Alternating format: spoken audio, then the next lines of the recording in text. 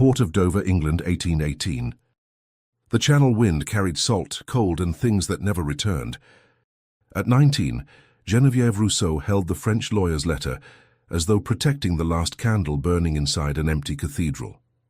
The thin paper trembled between her gloved fingers, while her brown eyes traced the lines for the 10th time since she had left the convent that morning. Urban property, Rue des Ormes, Abbeville. Registered in the name of Etienne Rousseau. Personal presence required for legal recognition. The words were painfully clear, and yet deeply unsettling. The docks of Dover were alive with noise and movement. Sailors shouted orders in rough English. Dockworkers dragged trunks scarred by years of crossings. Women in dark dresses guided children through the hurried crowd. Geneviève pulled her worn shawl tighter around her shoulders and tried not to look like what she was. A young woman alone, without family, without dowry, without visible protection. The nuns had been kind, but kindness was not belonging, and Geneviève had always known the difference. Someone brushed past her. The wind did the rest. The letter slipped from her hands. "Pardon," she said, bending quickly. Our gloved hand caught the paper before it could be taken by the gusts blowing in from the sea. Geneviève looked up and met the gaze of a tall man with a restrained posture, dark brown hair, and a grave expression. There was something about him that demanded silence. He held the letter with excessive care, and for a moment longer than necessary. As if, in that brief instant while the paper remained in his hands, something had been recognized before it was understood. As if it were not merely paper. His eyes were a deep blue, not cold but distant, like doors locked from within. "Mademoiselle," he said. His voice was low, controlled. "The wind here does not forgive distraction." He returned the letter without smiling, without asking anything, his expression unreadable. Geneviève murmured her thanks in hesitant English, but he was already walking away, disappearing into the crowd like someone who had learned how to leave no trace. She looked down at the paper again. The words were unchanged. But something had shifted, an unfamiliar, unsettling sensation, as though fate had just brushed against her with invisible fingers. And she did not yet know whether it was mercy or condemnation. If you too cherish period stories, those that whisper like old letters and echo like longing hearts, leave your like and subscribe to the Countess's Tales. Your support allows these narratives to cross oceans and reach more souls around the world.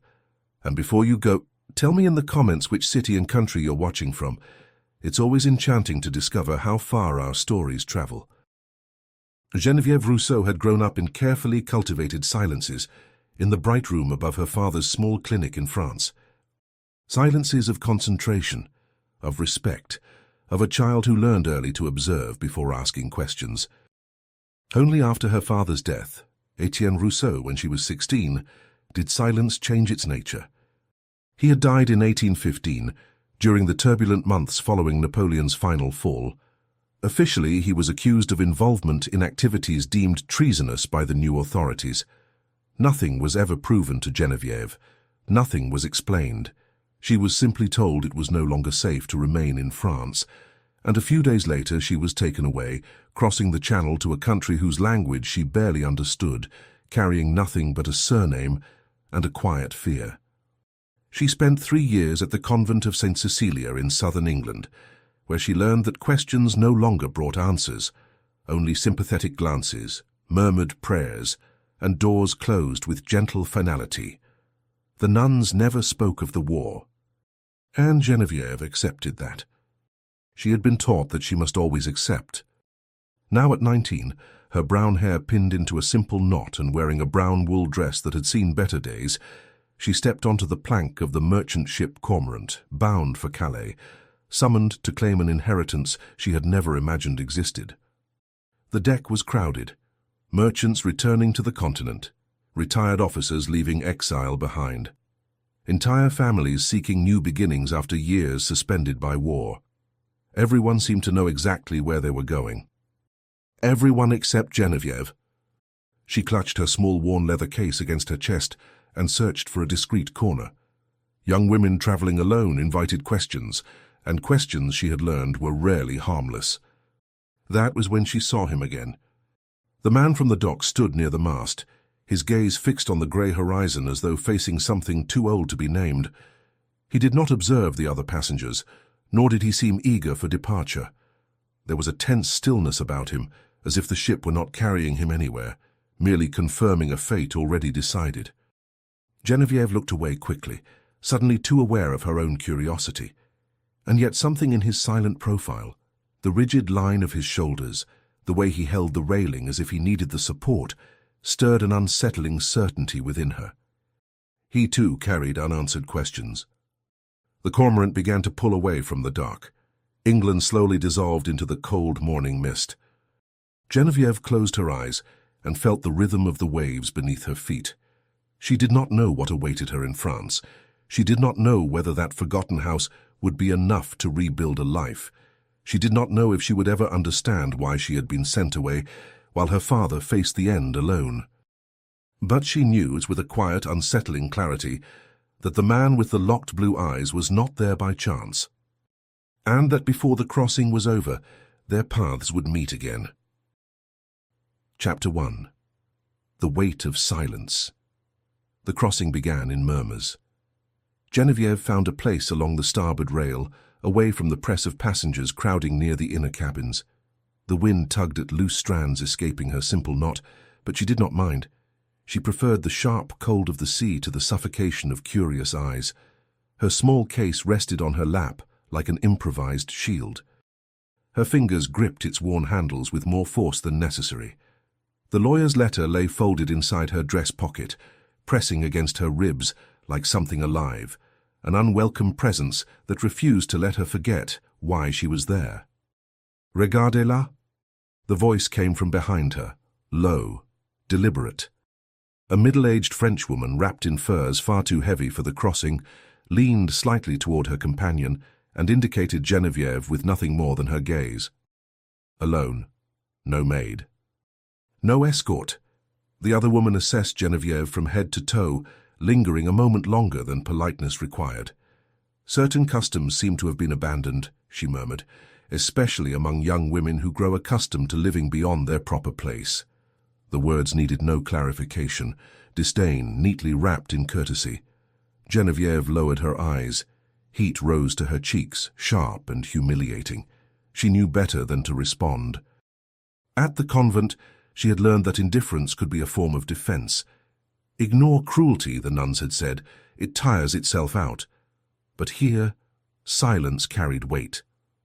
"To travel like this," the first woman added, raising her voice just enough to be heard, "it is hardly what one expects of someone respectable."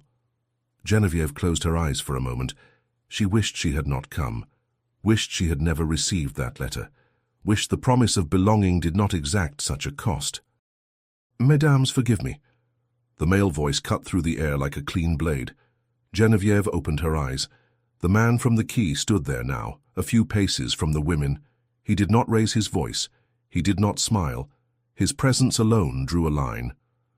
"I believe your cabins are waiting," he continued, his French flawless, the faintest trace of an English accent beneath it. "The wind is shifting, and the deck is rarely kind to those who value comfort." It was not a request. It was a conclusion. The women exchanged offended glances, yet something in his posture, the way he occupied space without effort, as though the world naturally rearranged itself around him, made them gather their remarks and withdraw, muttering indignation as they went. Geneviève released her breath slowly. Only then did she realize she had been holding it. He turned to her. His blue eyes met her brown ones for a brief instant. And in that quiet second, Geneviève saw neither contempt nor curiosity. She saw fatigue. "Do not heed them," he said, keeping a respectful distance. "Cruelty is the only privilege some people still manage to exercise." She wanted to thank him, wanted to say anything at all, but her voice failed her. He inclined his head slightly, an automatic gesture, almost military, and stepped away before the silence could grow awkward. He vanished among the other passengers, but something remained. The air felt less hostile, as though an invisible barrier had been raised around her. Geneviève turned her gaze back to the horizon. England had already diminished to a distant grey line, Ahead, France remained hidden beyond the restless sea. She thought of her father, of the unknown house, of the man with locked eyes who had defended her without expecting recognition. And for the first time in 3 years, a daring thought took shape. Perhaps the world was not made only of those who abandoned. Perhaps there were also those who protected.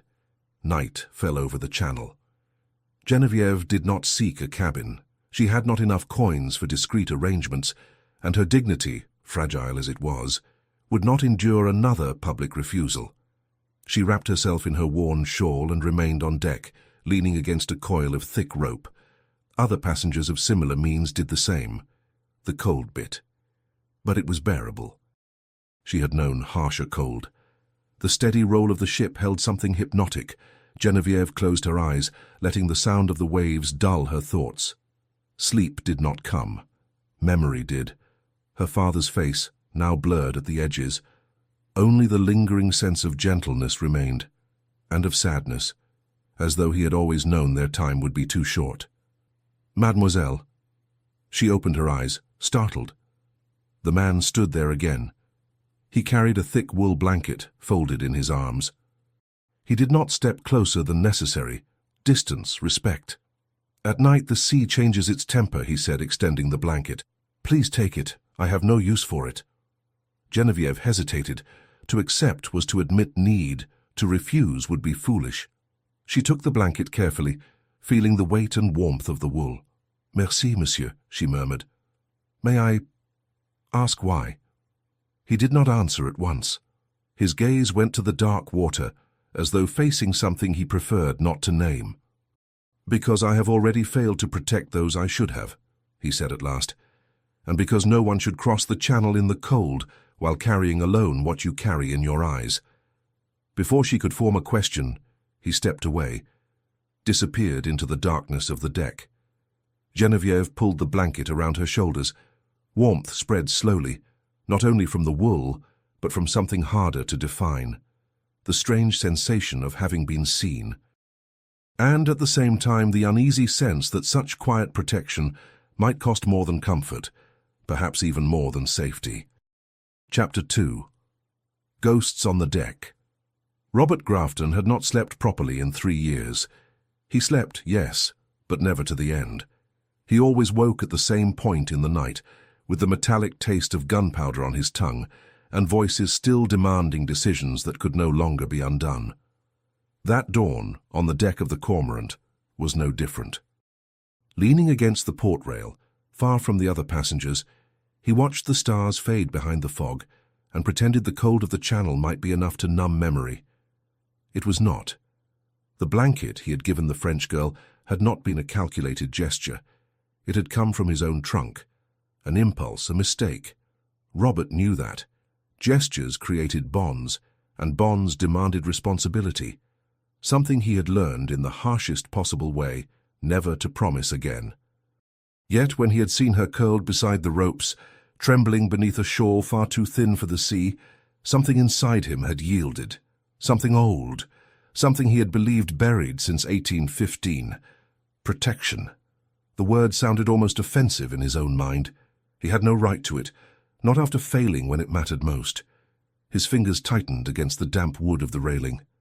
France lay there, invisible beyond the dark horizon. 3 years since he had left that soil wearing the uniform of a colonel in the British Army. 3 years since Abbeville. Abbeville. The name never came alone. It dragged fragments with it, exhausted soldiers, contradictory orders, civilians trapped between loyalties no one honored anymore. And at the center of it all, a French physician who naively believed that saving lives was still permitted in times of war. Dr. Etienne Rousseau. Robert closed his eyes for a moment. He had not given the direct order.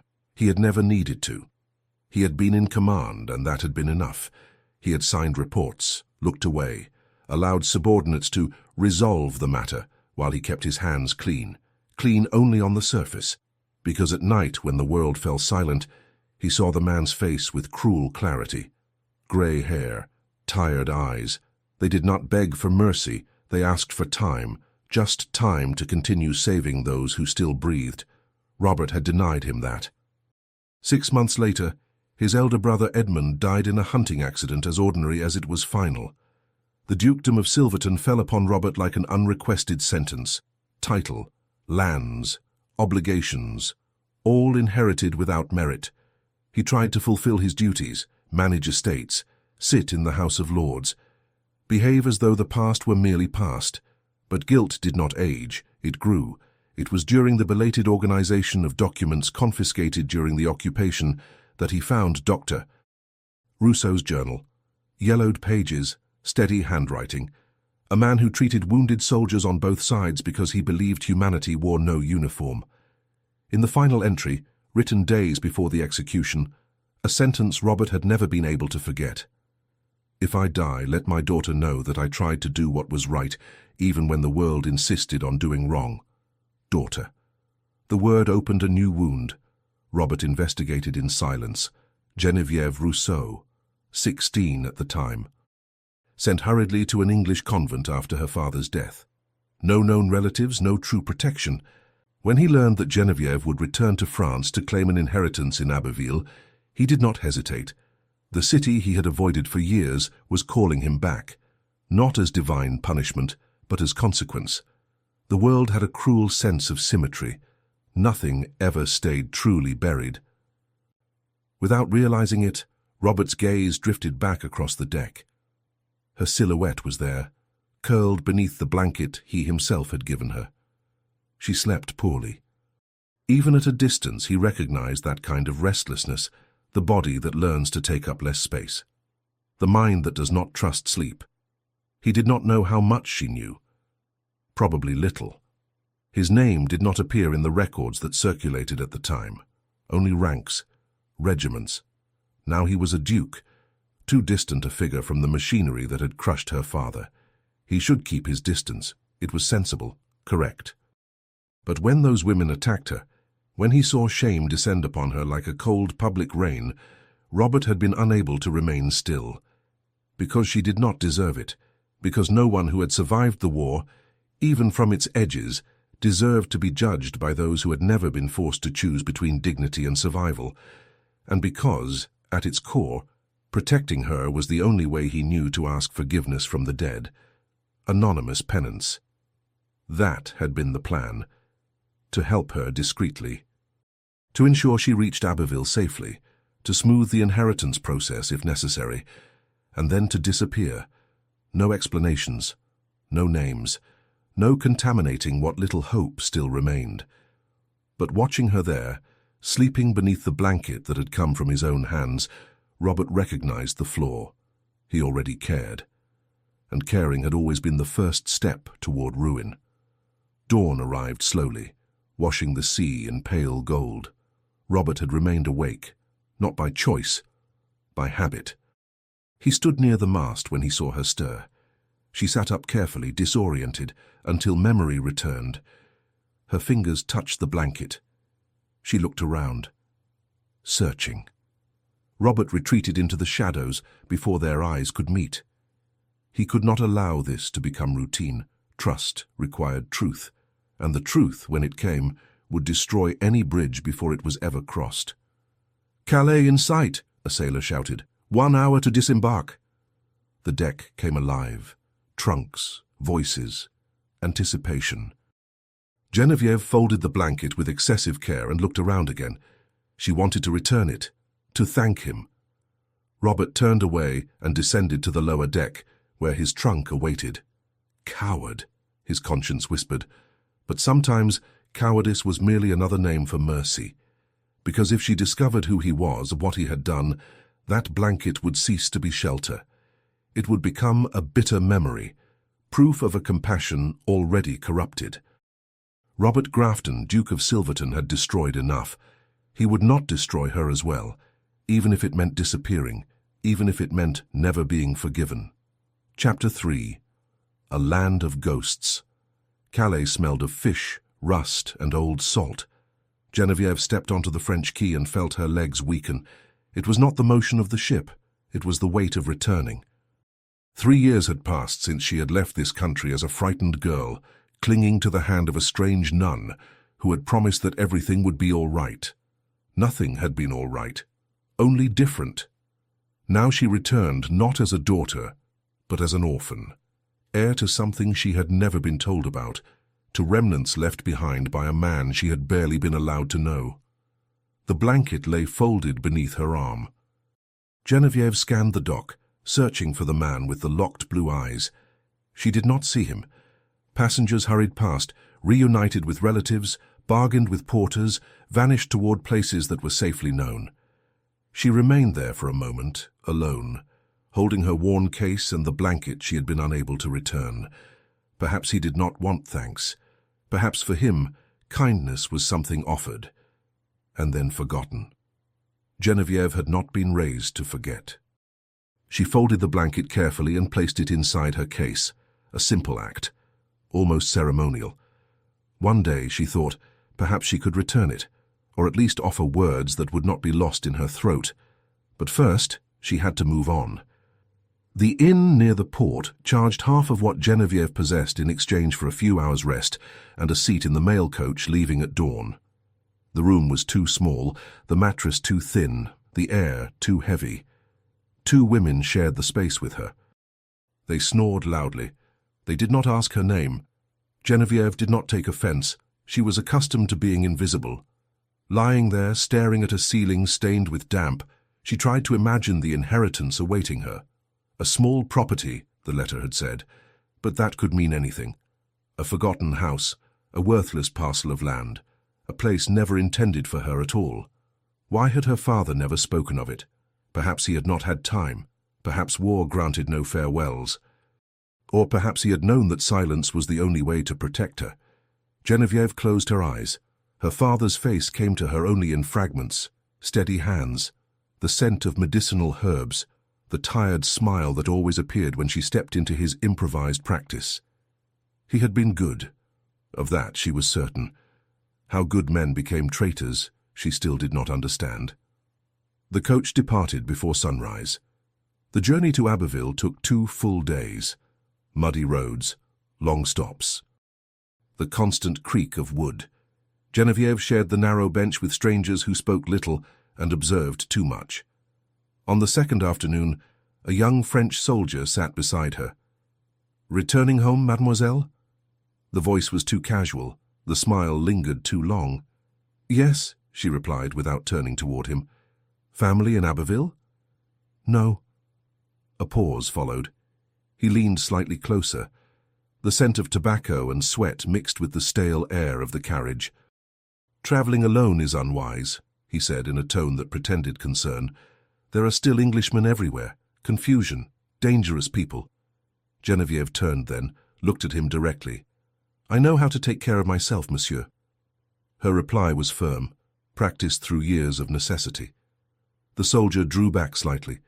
The smile did not vanish. It merely sharpened into caution. She turned her gaze back to the window and pressed her case closer. Inside it, along with her few belongings, lay the blanket and the letter bearing the address. Rue des Hommes, number 14, Elm Street. The name sounded far too gentle for a place marked by war.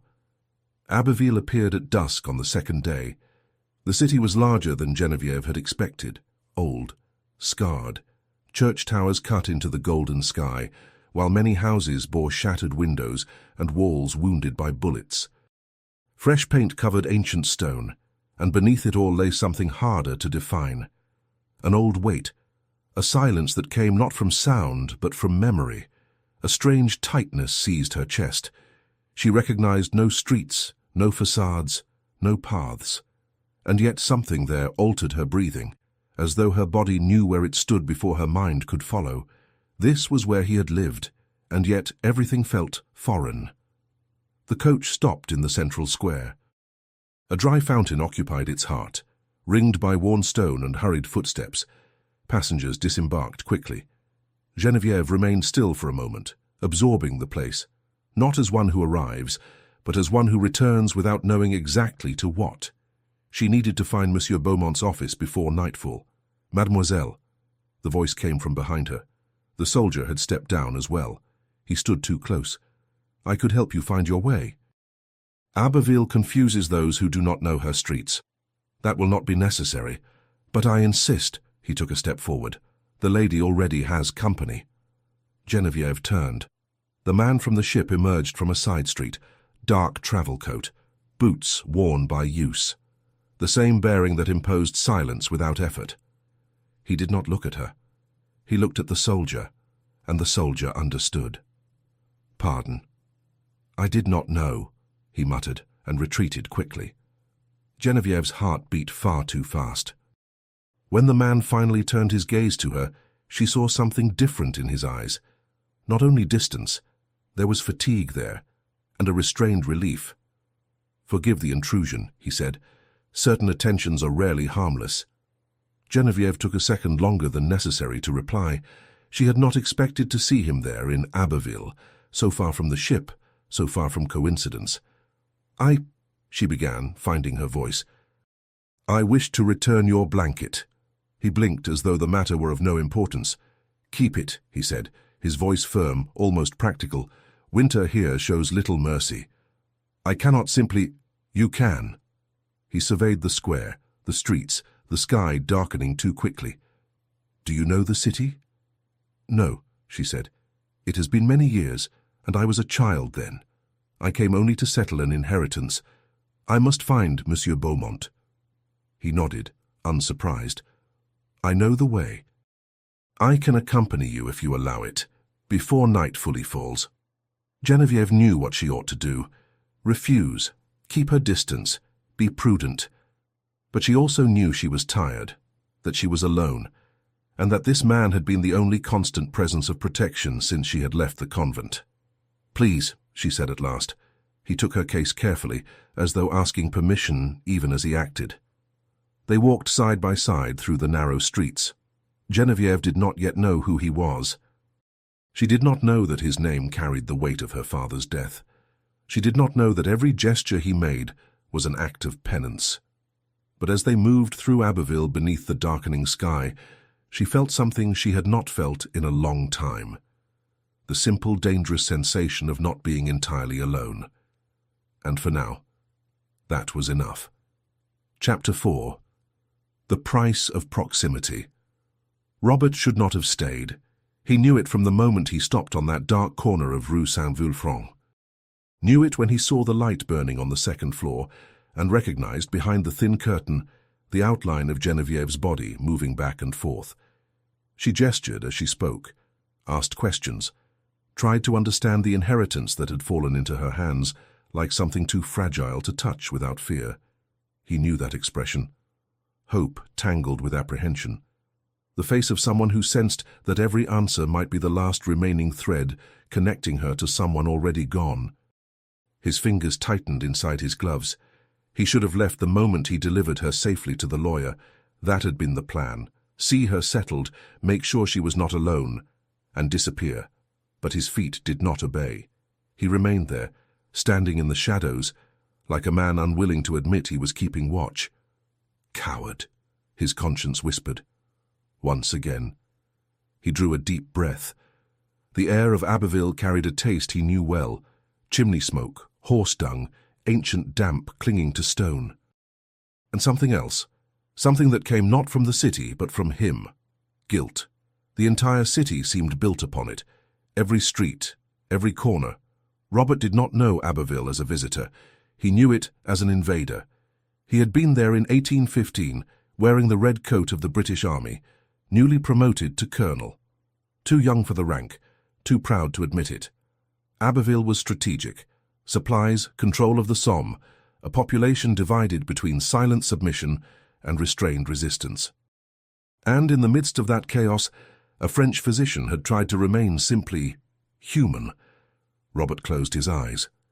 The past did not need to be summoned. It always returned on its own. Abbeville, March 1815. The improvised headquarters smelled of damp and old gunpowder. Maps covered the table, marked by hurried fingers and decisions no one wished to claim. Robert leaned over them when Lieutenant Harrow entered without knocking. "Colonel, we have a problem." Robert looked up. "Go on." "The French doctor, Rousseau." The name tightened something inside him. Immediate, physical. "What about him?" He's treating Napoleonic soldiers, wounded ones. Hiding them in a barn outside the city. Robert passed a hand over his face. Doctors have the right to treat the wounded. That's protected. Harrow dropped a paper onto the table. Not when they lie. He claimed to treat only civilians. We discovered he was helping soldiers escape. That's treason, sir. Robert read it, then read it again, each line heavier than the last. Treason. In occupied territory, the word required no proof, only blood. Does he have family? Robert asked, almost against his will.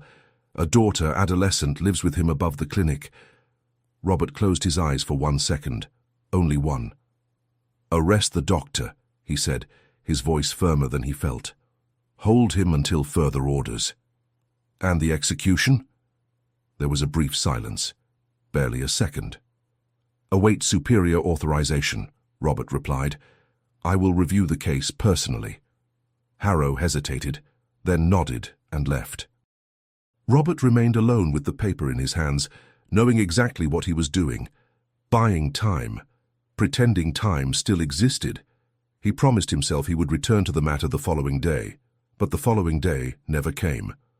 Orders arrived from above, Wellington retreating, evacuation in 48 hours, chaos, documents burned, prisoners transferred like inconvenient cargo, and in the confusion, someone decided that Dr.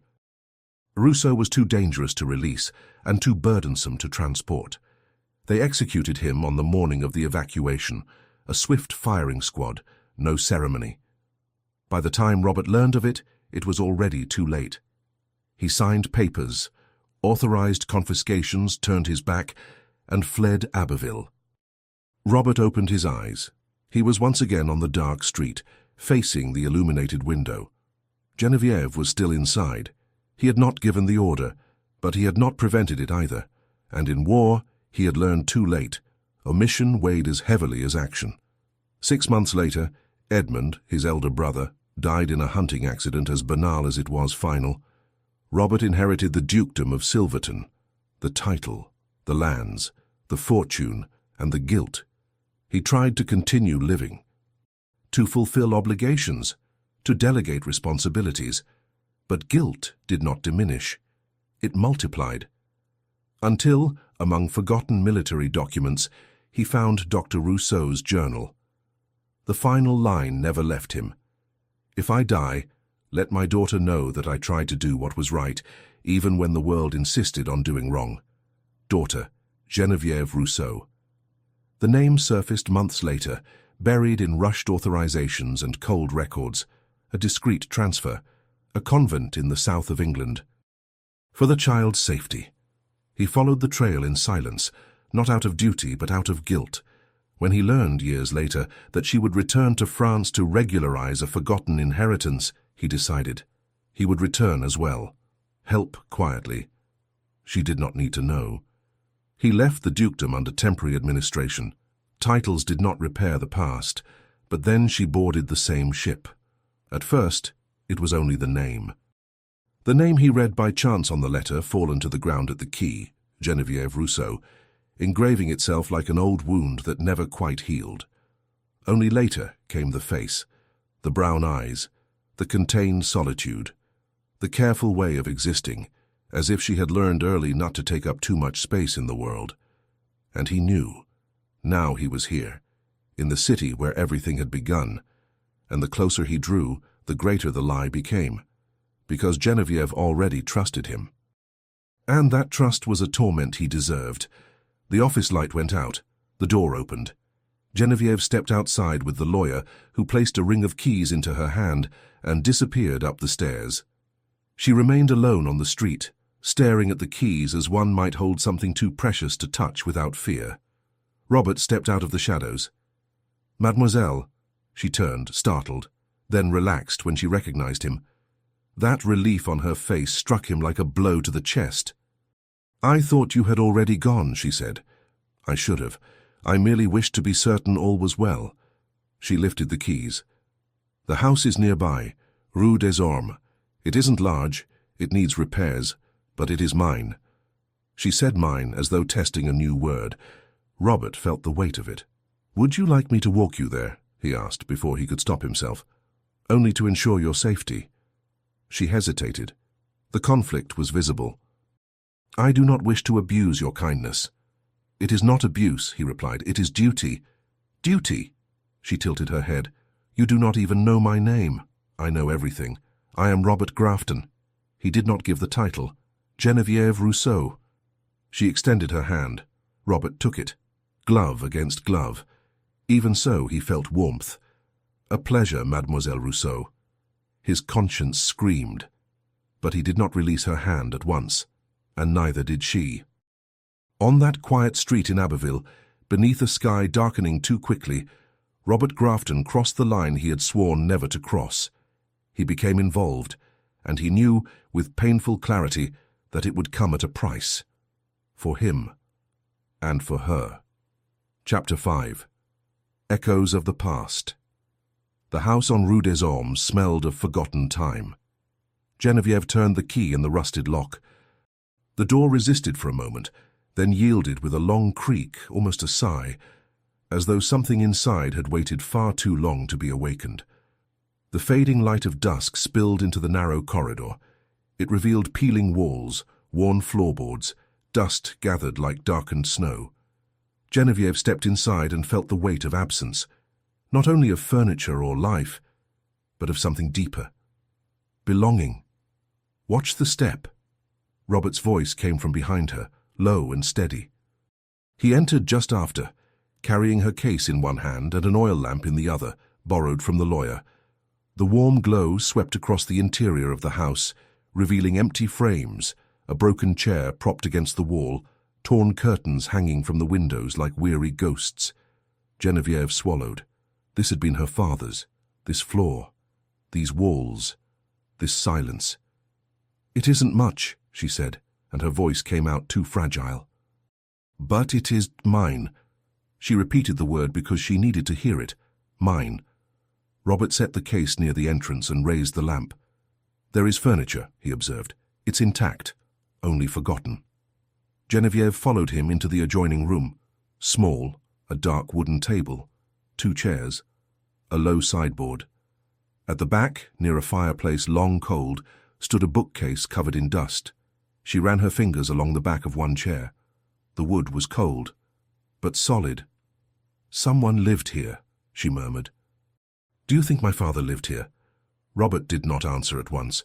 His gaze moved through the space like someone recognizing a place he would rather not remember. When he spoke, he chose his words with excessive care. Perhaps it was a family property, a place to keep things. Keep what? What we do not know how to carry. The words lingered in the narrow air of the house. A chill passed through Geneviève. He spoke like someone who knew too much. But the way he held the lamp, his fingers tight, tense, made her retreat. I'm going upstairs, she said, turning away before she asked what she was not ready to hear. The upper floor was low-ceilinged and smelled of old damp. 2 small rooms. The first was nearly empty, save for a mattress pushed into the corner. The second made her stop at the threshold. There was a trunk, large, dark wood, set beneath a window boarded shut, and atop it, folded with care, lay a white physician's apron. Geneviève entered slowly. The apron was stained, not with dirt, with use. Dark marks that had once been red, old blood, blood from lives her father had tried to save. She lifted the apron with both hands. The fabric was thick, well made. Along the sides, embroidered in faded blue thread, were the initials, E.R. Etienne Rousseau. The tears came without warning. Silent. She pressed the apron to her chest and felt something she had not felt in years. Presence. Not a distant memory, but something real, tangible. He had been here, touched this fabric, lived within these walls. Mademoiselle Rousseau? Robert's voice pulled her back. She turned quickly, wiping her face. He stood in the doorway, the lamp raised. Half his face remained in shadow. But his eyes reflected something that mirrored her pain. I found something of his, she said, holding up the apron. My father was a doctor. He helped people. Robert looked at the fabric. His jaw tightened. "I imagine he did," he replied almost in a whisper. She frowned. "Why?" For a moment, Geneviève sensed something about to break, something dangerous. But Robert withdrew, not just a step back, but inward. "Some things," he said quietly, "have a way of coming to the surface." It was not an answer, and she knew it at once. Still, Geneviève did not insist. She knelt before the trunk. The hinges resisted, then yielded with a metallic groan. Inside lay medical instruments wrapped in cloth, notebooks, letters bound with twine. And at the bottom, a small wooden box, locked. She lifted it. Something shifted inside. "May I?" Robert moved closer, kneeling beside her. "The lock is simple." Geneviève hesitated. This felt sacred. But he looked at her father's things with silent respect. "Please." Robert drew a small penknife from his pocket, worked with careful precision. The lock gave way with a soft click. He handed the box back without opening it. Geneviève lifted the lid. Letters, many of them, and on top, a folded page written in hurried script. She read it, once, twice, 3 times. The words, burned. "Dr. Rousseau, you will be arrested for treason. There is still time to flee. Take your daughter tonight. There will be no trial. The colonel of the regiment is under orders. He will not be able to save you." Geneviève read it again and again. Her hand began to shake. "He knew," she whispered. "My father knew he was going to die." Robert's voice faltered when he tried to speak. "Then, why didn't he flee?" Geneviève clutched the letter tightly. "He could have gone. He could have taken me with him." She read once more slowly. At the bottom of the page, almost as though reason had failed and something truer had slipped through, there was a note written in fainter ink, rushed and uneven. "If I flee, my daughter will carry the name of traitor. If I stay, they may let her leave. Perhaps they will let her live." The world rearranged itself. It had not been fear, not hesitation, not mistake. He had stayed because he chose to. He didn't flee because of me. Her voice broke. He stayed for me. The pain arrived whole, without warning, without defense. Geneviève folded into herself and finally allowed the sobs to break her. And then she felt the hand, steady, warm, on her shoulder. Robert said nothing. He did not explain. He did not ask forgiveness. He simply remained there, kneeling on the dusty floor, offering the only thing he still could: presence. When she could breathe again, she lifted her eyes. She saw guilt. She saw tenderness. She saw something she could not yet name. "He was good," she whispered. "My father was good." Robert tightened his grip on her shoulder. "He was," he replied, his voice broken.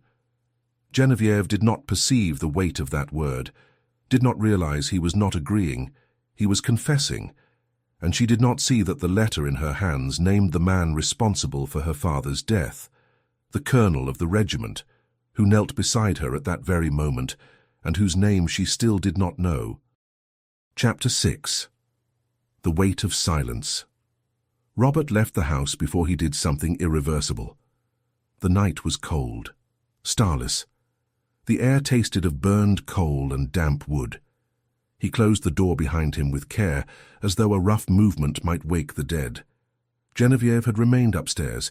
He had heard her shifting papers, opening drawers, drawing deep breaths, trying to assemble, with letters and silence, the final days of a father who had chosen to die for her. Robert descended the front steps and stopped on the narrow pavement. He bent forward, bracing his hands on his knees, breathing like a man who had just broken the surface after being held under water. But he had not surfaced. He was sinking. "The colonel of the regiment is under orders. He will not be able to save you." The words hammered inside him. He had read them over her shoulder. Seen the hurried hand, the desperate warning, the kind of sentence only someone who knows war writes like that. Short, brutal, stripped of hope. Geneviève had read it too. Now she knew there had been a colonel, a man who had failed, And that man had been kneeling beside her on the dusty floor, offering comfort as though he had any right to it. Robert clenched his fists. He should have confessed. Right there. In the instant she looked at him with reddened eyes and said, "He was good." He should have answered yes, and I let him die. But he could not, because he saw the way she clung to his presence, as if it were the only steady thing in a house collapsing from the inside. Because he felt that if he spoke the truth in that moment, he would not merely be revealing a crime, he would be tearing away the last scrap of ground beneath her feet. And that terrified him. Coward. The word returned, as it always returned. Robert began to walk, with no direction. He only needed distance, from the house, from the letter, from the blood-stained apron, from the name that pursued him more faithfully than any enemy soldier ever had. Abbeville's streets at night were nearly empty. Here and there, a lit window. Otherwise silence, and as though the city had learned during the occupation never to draw attention. He passed Saint-Vulfranc. The Gothic tower cut into the black sky like a warning. Robert slowed. He knew that place. He had been there in 1815, during a mandatory mass imposed by Allied command to display peace and reconciliation. A performance. The French prayed with contained hatred. The British watched the exits. He had climbed those steps in a red coat, sword at his side, hat tucked beneath his arm, a colonel too young, too hard, too determined to admit any hesitation. Now he climbed the same steps, without a uniform, without announcement, without honor. The door was locked. Robert sat on the cold stone and stared at the empty square. The cold crept into his bones. But cold had never been his greatest punishment. The punishment was what came when he closed his eyes. 3 years since he had left this city, swearing never to return. A coward's promises were worth very little. He closed his eyes, and memory came. Not like a story, but like a precise blow. Abbeville, March 1815, the dawn of the evacuation. The improvised headquarters was pure chaos. Overlapping voices, rushed footsteps, iron striking iron, carts being loaded in frantic haste, papers thrown into barrels and devoured by flame before anyone could finish reading them. War, when it retreats, does not only take men, it destroys everything it cannot carry. Robert sat in a small, poorly lit office, signing transfers and dismissals without truly seeing the names. His hand ached. His eyes burned. He had not slept in far too long, and when exhaustion wins, the mind begins to accept anything, any order, simply to remain standing. The door opened without ceremony. Lieutenant Harrow. Robert did not look up at once. "Colonel?" He lifted his gaze slowly. "Speak." Harrow hesitated, and in that hesitation, something was wrong. Robert knew that silence. It was the silence of a man arriving too late. "The French doctor," the lieutenant began. "Dr. Rousseau." The name struck Robert like a dull blow. "What happened to him?" he asked, already feeling his stomach tighten. Harrow drew in a breath. "Captain Morrison signed the execution, sir." For a second, the world lost its sound. "What?" Robert rose abruptly. "That's not possible." "It was this morning." Harrow's voice remained low, controlled. He argued that treason in wartime permits no clemency. "And, as you were occupied with the evacuation, Morrison has no authority to do that," Robert snapped. "I said I would review the case." Harrow did not argue. He only delivered the final blow. "He had authorization from superior command, sir. Delegated power for swift decisions during withdrawal." The ground seemed to vanish beneath Robert's feet. "When?" "About an hour ago." A pause. "Firing squad in the West Yard." Silence. Not the silence of a church. The silence of something that cannot be undone. Robert dragged a hand over his face, trying to organize thoughts that no longer obeyed. "The body?" he asked, and his own voice sounded distant. "Mass burial, sir, with other prisoners. The carts have already been dispatched." Robert stared at the table. Stacked papers, stamped orders, rushed signatures, and somewhere among those sheets, the authorization that had allowed it all. That was when he understood. It had not been one shot. Not one soldier, not even Morrison.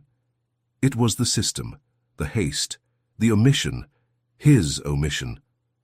"And the daughter?" he asked, almost a whisper. "The doctor's daughter?" Harrow looked away. "She vanished, sir."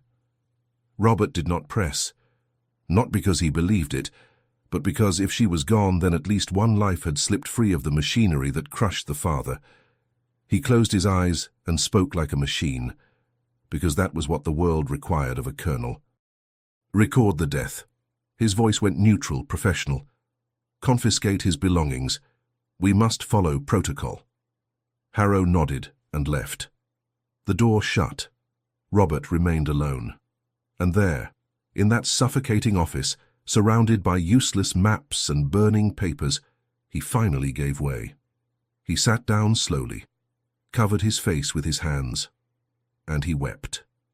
Not only for the man who had died, but for the man he discovered he was.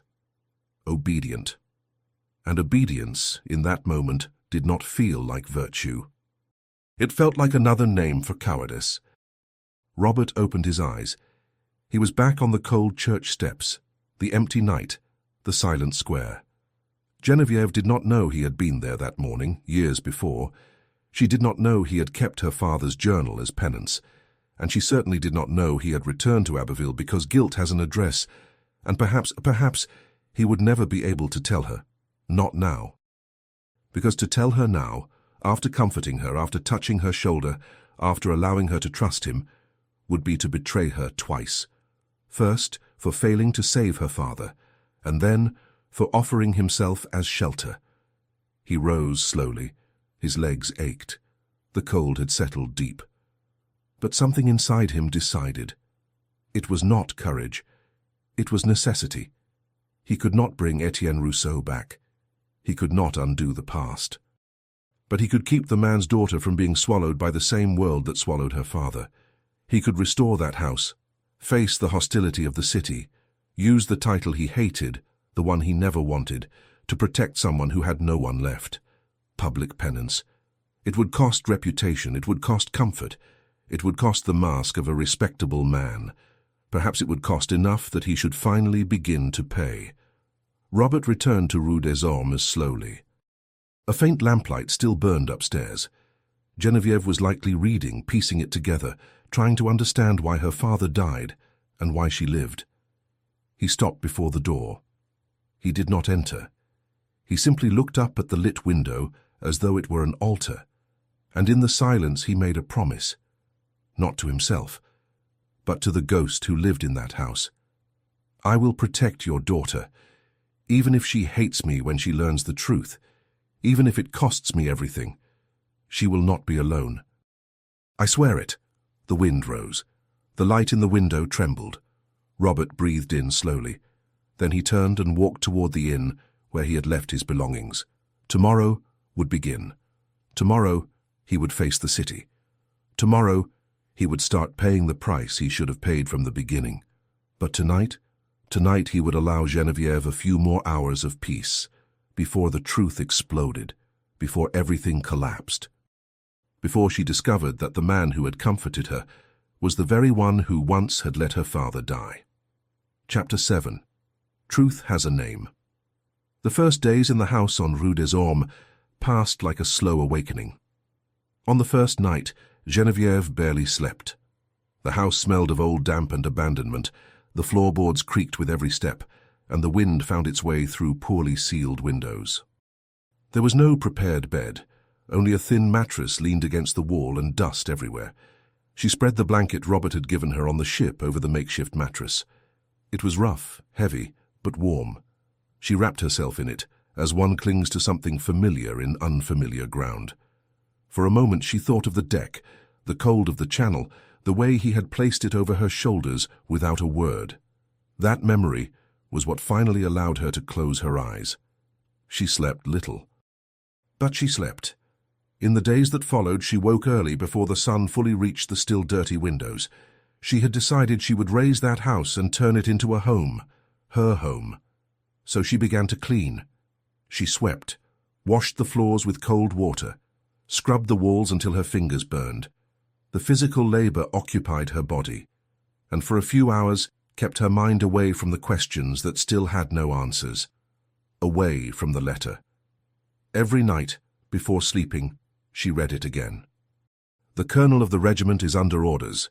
He will not be able to save you. But there was another reason she rose early.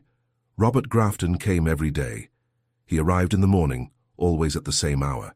He brought fresh bread, firewood for the hearth, sometimes simple flowers gathered along the way, offered without ceremony, as though such things were natural. She had never asked, never invited him.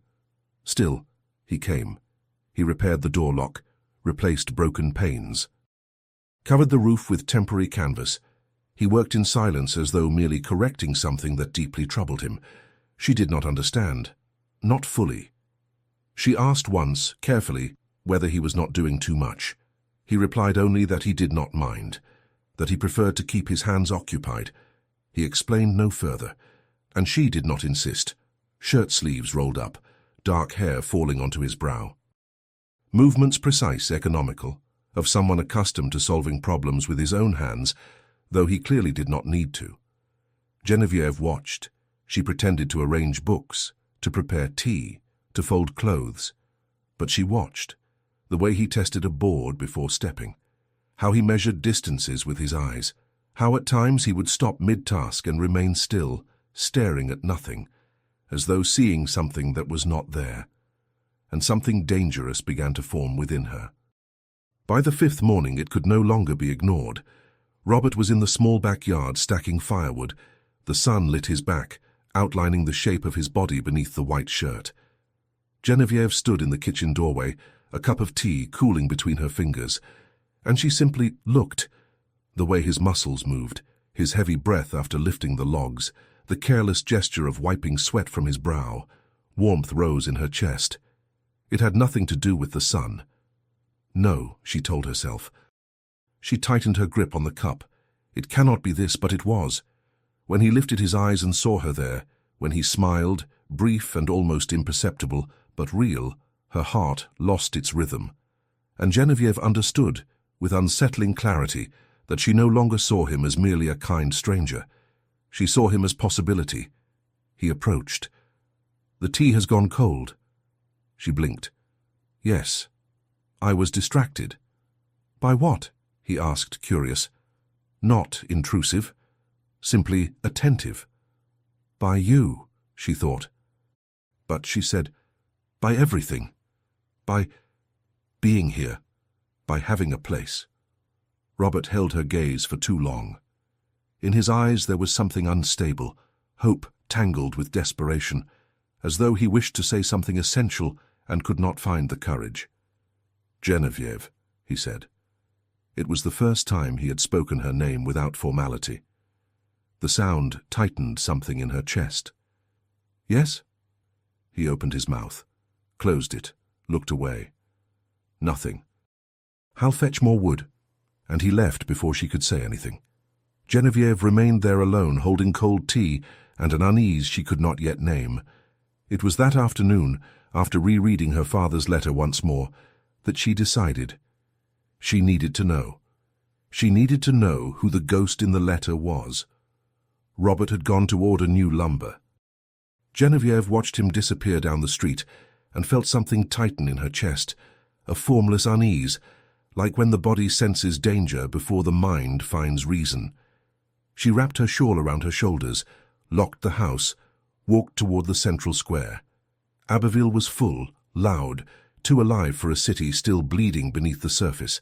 Merchants shouted prices, children ran between carts, women argued over vegetables as if the war had never existed. Life insisted. Geneviève sought someone old enough to remember 1815, not out of curiosity, out of need.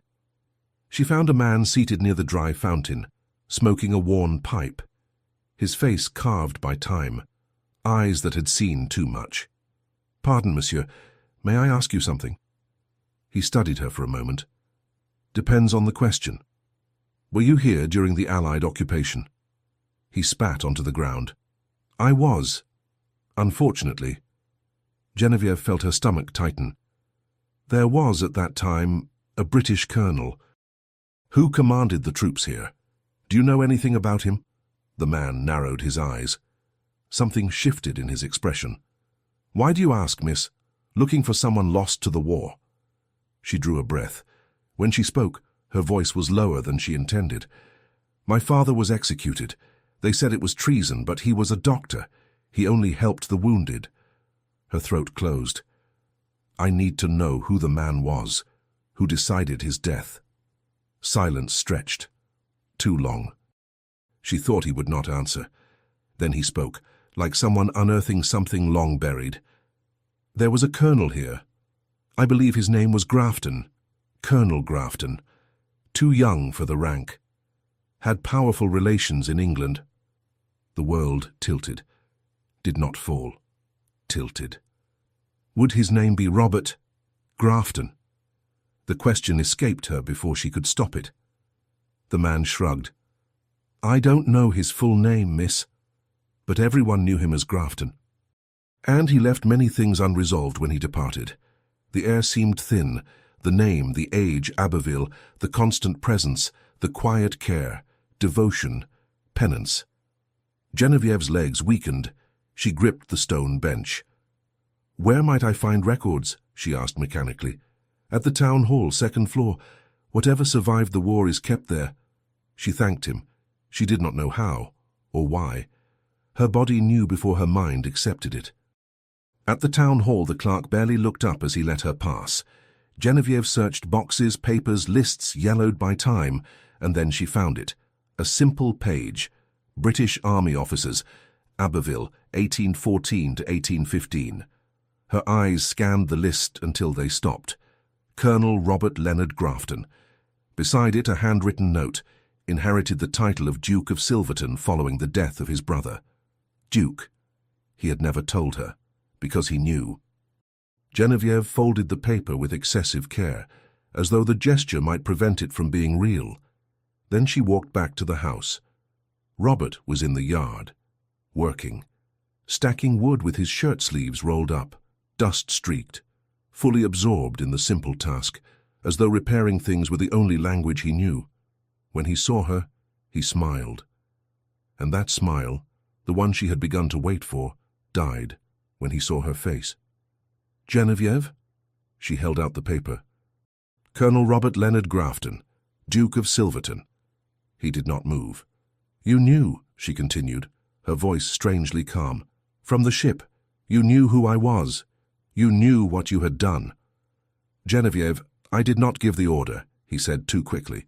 I did not command your father's execution. But you were in command, she replied, and you did not stop it. Silence. He did not deny it. He lowered his head. And that was worse than any justification.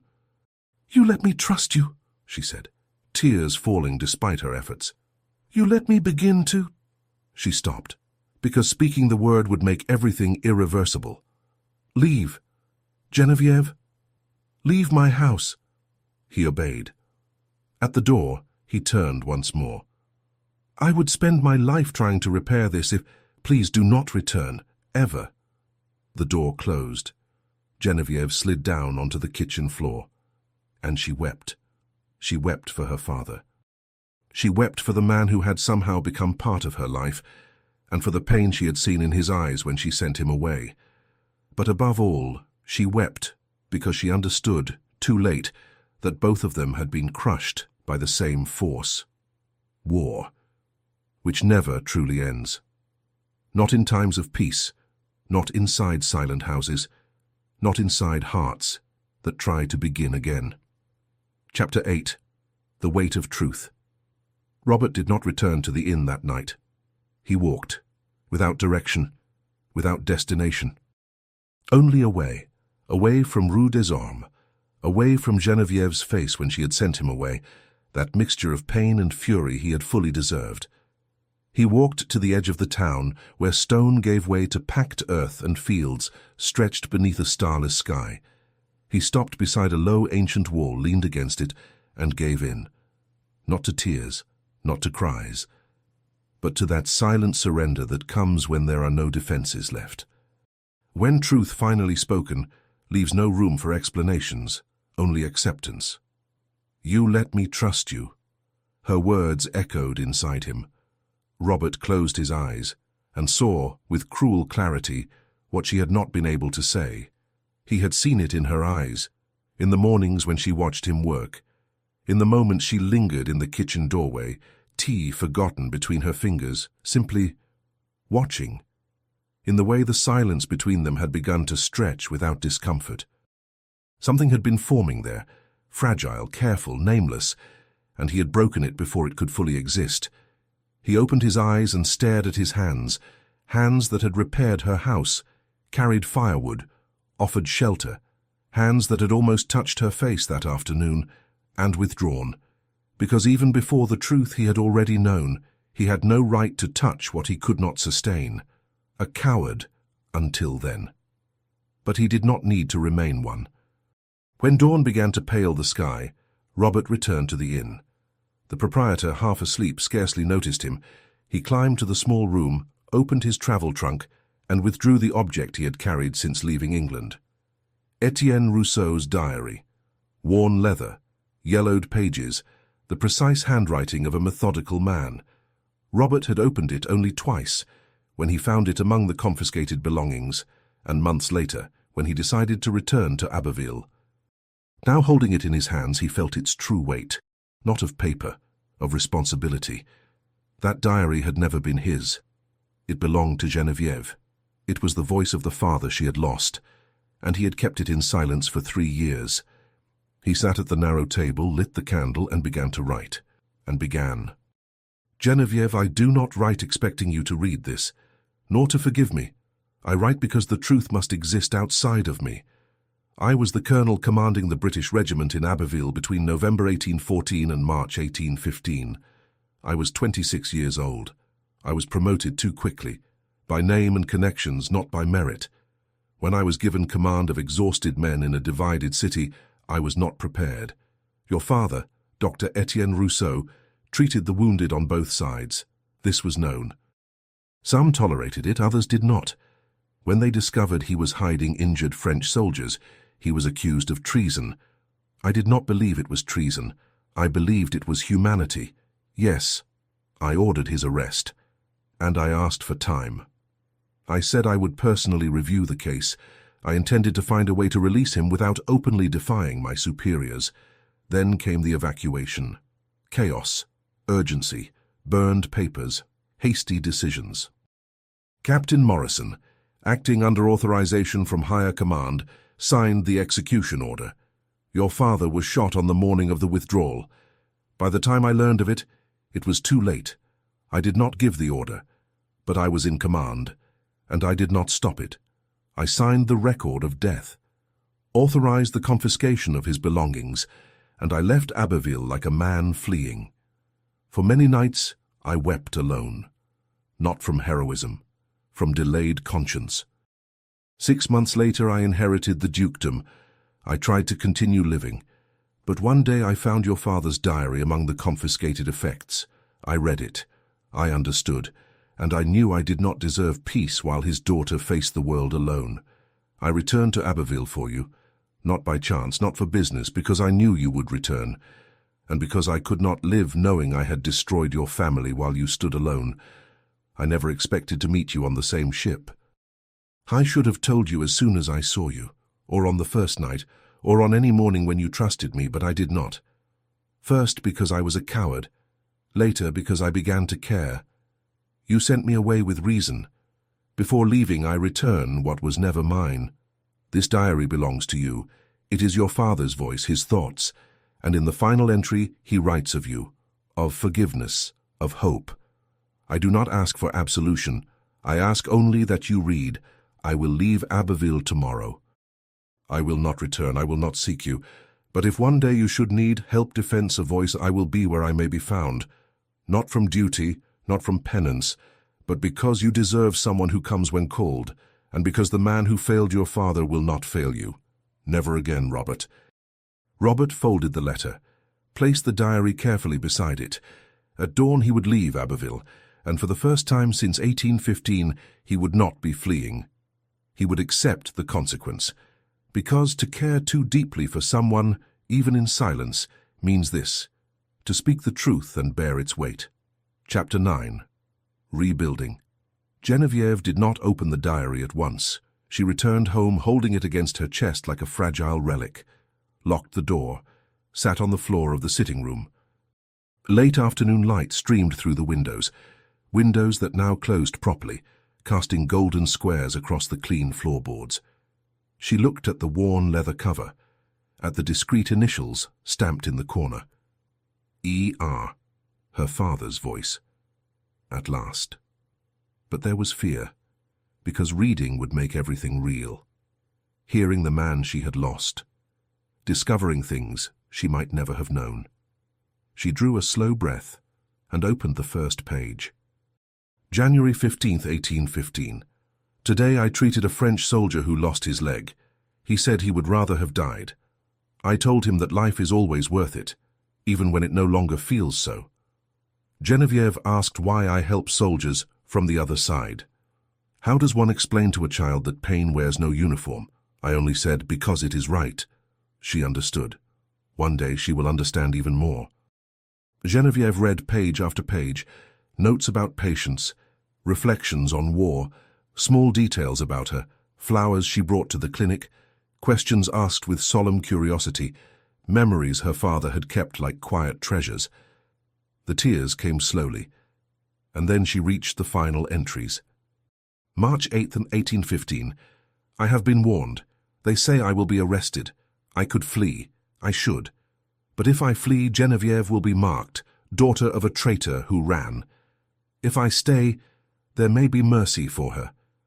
They say the colonel is not cruel, that there may be a fair hearing. I do not believe there will be one. War does not know justice, only convenience. Still, I will stay. For her. Geneviève closed her eyes. He had known, and he had stayed. Chosen death so she might have a chance, she continued. March 10th, 1815, before dawn. I hear boots outside. Geneviève is hidden. She is safe. That is enough. If these words ever reach her, I want her to know, do not carry hatred. The men who judge me are not monsters. They are tired, frightened men. Forgive when you can. Not for those who erred, but for yourself. Live, my daughter. Not merely survive, but live. Fully. Your father. Geneviève closed the diary carefully, pressed it to her chest, and wept. For her father. For the injustice. For the war that was still there, even years later. And she wept because she understood that forgiveness was not forgetting, but a door opened toward freedom. The weeks passed slowly. Little by little, Geneviève rebuilt the house with her own hands. She painted, sewed simple curtains, built shelves. Then neighbors began to appear, first curious, then kind. Abbeville was not only ruin, it was survival. In the fourth week, seated at the restored table, looking at her father's medical apron hanging on the wall, the decision came with clarity. The house could not belong to her alone. It had to serve. The next day, she began quietly. One room opened, one clean table, for anyone who needed it. She had no license, no title. But she had her father's notebooks. She had memory. She had care. The first patients came hesitantly. A feverish child. A man with an old wound. Geneviève treated them as she had learned by watching her father, and something inside her rearranged itself. She was not only honoring Etienne Rousseau, she was healing. The clinic was free. But Abbeville did not leave anyone alone. There was always bread on the table, firewood by the door, a neighbor willing to help. It was not payment, it was recognition. And because of it, she never lacked what she needed. It was on a rainy afternoon in May, 2 months later, that Geneviève sat at the table and wrote. She did not plan what to say. The words simply came. Robert, I read the diary. All of it. I understand things now that once only hurt. You failed, yes. My father also failed. The war failed us all. But he wrote about forgiveness, about not allowing war to win inside us. I have turned the house into a small place of help. It is free. This helps me understand why he stayed. I do not know if I can trust as I did before, but I know that your absence revealed something in me that did not exist before you. For that reason, I know the letter you wrote was an act of courage. If one day you wish to see what I have built, the door will be open. I promise no future, but I promise honesty. Genevieve. She sent it, and waited. May turned into June, June into July. Sometimes she believed no answer would ever come. Other times she was certain that one day he would appear. It was on a warm afternoon in August that she heard the knock at the clinic door. She looked up. Robert stood there, thinner, tired, hat in his hands. "Pardon, are you busy?" She finished dressing the boy's wound. The child ran out. Silence. "You came," she said. "You wrote," he replied. "And I could not stay away." He placed something wrapped on the table, new medical instruments. "For the clinic." Genevieve touched the cold metal. "You didn't have to." "I did." She drew a steady breath. "It will not be easy." "I know," he said, holding her gaze. "But I have time, and the will to try." Genevieve watched him. It was not complete forgiveness, not a sweeping love without scars, but it was true, and slowly she smiled. Beginnings, she had learned, did not need to be perfect. They only needed to be honest, and that was already enough. Epilogue. Abbeville, February 1819. Snow fell softly over Rue des Ormes as Genevieve closed the clinic door for the last time that day. It had been a long one. 8 patients, a child with a lingering cough, 2 elderly men whose joints stiffened with the cold, a young pregnant woman who needed listening more than medicine. Genevieve's hands smelled of herbs, alcohol, and harsh soap. Her shoulders ached, not from empty fatigue, but from the real weight of care. It was a good ache, the ache of purpose. When she turned, she found Robert near the hearth, feeding the fire with the wood he had cut that morning. He wore a simple shirt, sleeves rolled up, dark hair falling over his brow. He looked ordinary, not a duke, not a man of war, just someone who had learned, late in life, how to stay. Genevieve watched him for a moment. A year earlier she had crossed the Channel alone, afraid of the future, a letter clenched in her hands. Now she stood there, in a house that had once been ruin and had become a home, beside a man who had once been absence and was now steady presence. "The fire is good," she said, stepping closer. Robert looked up and smiled, a brief, restrained smile, like nearly everything about him. "The wind is cruel tonight." She sat near the hearth, feeling the warmth reach her feet, her hands, her lower back, where in recent months her body had begun to ask for gentler care. Without thinking, she rested a hand over her still flat belly, the gesture almost unconscious. Robert noticed, he always did, but he said nothing. He took the folded blanket from the chair, the same one he had given her on the ship so long ago, and placed it over her shoulders with care. A simple gesture. Ordinary, filled with history. No one should cross the cold alone.